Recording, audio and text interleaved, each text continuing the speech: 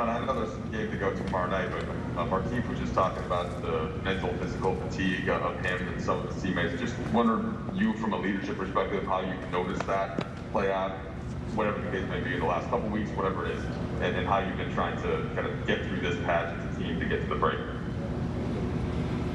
Just just trying to stay in the moment. I mean, for me, just staying in the moment, keeping my guys motivated, keeping them, upbeat, and you can definitely tell that some of our guys are just feeling the midst of the long season that we had last year with the bubble, and then coming right back on to the season this year. So a lot of guys are looking forward to the break, so it'll be beneficial to our guys. And I guess for tonight's matchup, but then just in general, how do you feel about with no AD, with no Mark, going small, trying to stay big? How difficult is that within the course of a matchup tonight and tomorrow night as well? Well, it's no AD, no Mark, and no Kuz. So this is 3 of our top 6 rotational players. Major pieces. So difficult challenge for us. But we had some good contributions tonight. I thought Duz gave us some great minutes. I thought Taylor gave us some good minutes, and also D. Jones gave us some good minutes too in the little amount of minutes that he played. So we just try to pick up for guys when guys are out. Okay, David Menman, please. I have 2 quick ones for you. The first, on the game, when Booker was ejected, do you feel like that had any effect on you guys as a group, either way, for the rest of the game? No. Okay, and secondly, you were wearing some bright green FAMU sneakers. Any story behind that? Well, first of all, Nike has always, been a great supporter of FAMU, and obviously, my ties with Nike, and obviously, my ties with wanting to support, the HBCUs and FAMU being one of them. That's a great institution, and I was happy I was able to, rock those tonight, and hopefully something, in the near future can come about it. So, it's a great school, like I said, a great institution, and I was happy to be able to, showcase those kicks for the night, and continue my support, for these black colleges.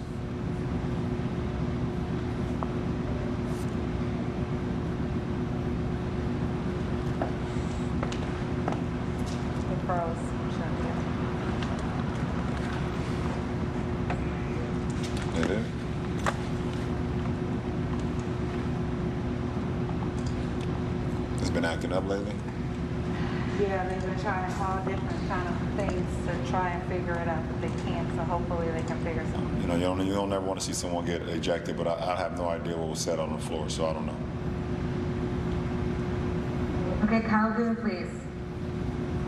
Hey, LeBron. You guys have been talking about preparing for this kind of moment, these kind of hits to your depth, and obviously you never know what's going to happen this season, but is it just different going through it when you hear about Mark out in the afternoon, Kuz out moments before tip-off, and do you just feel like it's just hard to even tackle until you're experiencing it?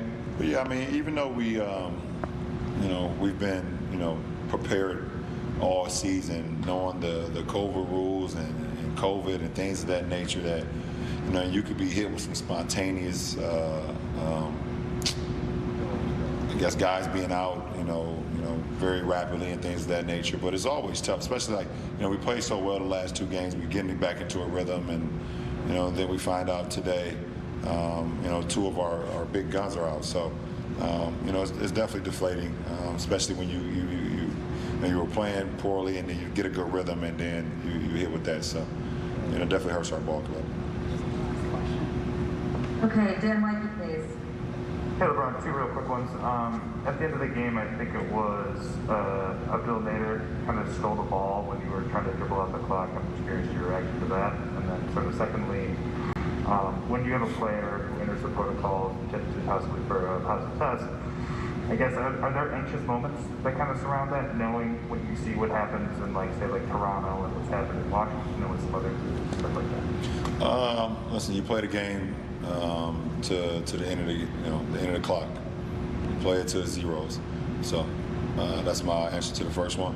To the second one, No, I mean, listen. We have our COVID rules and we have our COVID restrictions and guidelines, things of that nature. So, just to try to abide by them, try to stay healthy, try to stay safe, and take care of what you can, you can take care of.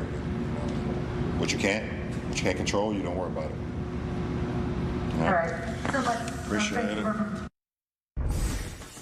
Just one game remains before the All-Star break for the purple and gold, and they will face off with the Sacramento Kings on Wednesday night right here on Spectrum Sports Center. Pregame coverage starts at 6 and takes you right up to tip-off at 7. For 21 points, Bridges 19. Devin Booker gets ejected in the third. He ends up with 17 points. So the role players from the Phoenix Suns doing a nice job. LeBron James with 38, Dennis Schroeder 17, THT 16. Allie, what are you talking about tonight? We're going to talk about the Western Conference standings for starters, because seeing tonight, the Suns up there is a surprise. They did just jump the Lakers. They did. My question to you guys, if I would have asked you back in December when the season started, if you would have had the Utah Jazz at 1 and the Phoenix Suns at 2 at the All-Star break, what would you have told me? Stop it. I would have. Yeah, 1 and 2 of the West. I wouldn't have believed it. For a little perspective, the Phoenix Suns, guys, 15-3, the hottest record team over this stretch, the last 18 games. Hey, they're playing great basketball. You know, and it's one of those things where I was just looking at some stats. You're without Devin Booker. We know the story there. You can't talk enough about Chris Paul. Dating back to his Hornets days, Hornets, Clippers, Rockets, OKC, now the Phoenix Suns, every place he's been, once he's left or been dismissed or traded, the win percentage of each of those franchises has been in a better place before he got there. I just think the impact that Chris Paul has, I think it's a perfect example tonight. You know, you lose one of your big guns in Devin Booker, but the stability that he continues to provide when he's out there on the floor and the impact that it makes. You lose Booker and the ball goes into CP3's hands more. Who at the time, I believe, had like 2 points. I know, right? And that's what I said when it happened. You're still going to have CP3 handing the ball, which is a dangerous situation. Yeah, no, very dangerous. You know, we think so much about age, you know, when it comes to sports and athletics. And I think the season that LeBron is having so far, and the season that Chris Paul is having, and, you know, it's not about the age anymore. These guys have really been intentional about keeping themselves in great condition, in great shape. You know, they're Hall of Fame players, but they just want to win. And for a guy of Chris Paul's caliber to come into the game tonight, 0 points at halftime. Didn't really force anything offensively, made a couple free throws in the second half, made 1 3. He knew that by the end of the night, the most important thing was that Phoenix wins the game. Didn't care about his stat sheet. And, you know, it's good to see great players thinking that way. We have one in LeBron James, who's won multiple times. CP3, you know, he's never won a championship, but he's been around and has a lot of experience. He is a coach on the floor. And, you know, I'm surprised, too, Al. I mean, I'm sure a lot of people thought Lakers, you know, Clippers. But I'm not overly surprised, you know, coming out of the bubble, quick turnaround, you know, teams trying to redeem what they didn't do last year. Utah's well coached, you know, Conley and the players that they've added. And also, you know, CP3 in Phoenix, you know, I'm not overly surprised, but a little surprised. But, you know, they're proven why they're where they are. And they play efficient every night and well coached. Allie, I see some similarities when I look at Utah and Phoenix. Both had longer off seasons. Utah lost in that first round. They were up 3-1. Phoenix went 8-0 in the bubble and said, we're out.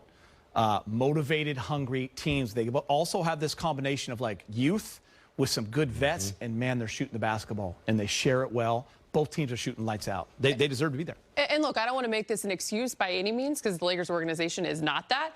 But you also look at both those squads and they're healthy. The one thing that the Lakers aren't right now. I think when you point to Utah, you think of no Bogdanovich in the bubble. You think of Mike Conley, who's been up and down, finally playing like the guy in the point guard that I believe he's one of the most underrated at that position in the league. Has been. But just the health is on their side. And you look with Phoenix, you add a piece like Chris Paul, an ageless wonder, the mind, the impact, the effect that he's been able to have on Devin Booker. You put those pieces together. That's why the Lakers say you got to be healthy. You want to be healthy. And I think that's what the Nets, Clippers, and Lakers all feel and know because they've had guys that have been there. We need to be healthy when it counts. Tough to get Paul George and Kawhi on the floor at the same time. AD's missed a bunch of games. KD's missing a bunch of games. Those three teams know what they can do once they get there. And it certainly helps that you have James Harden and Kyrie Irving, but you saw what the Nets just did, pushing KD past the All-Star break. Yeah. It was game by game, but why push it? Yeah. All right, good combos. All right, Purple and Gold have a back-to-back. They hit the road to take on the Sacramento Kings on Wednesday. The Lakers' final game before the All-Star break gets started.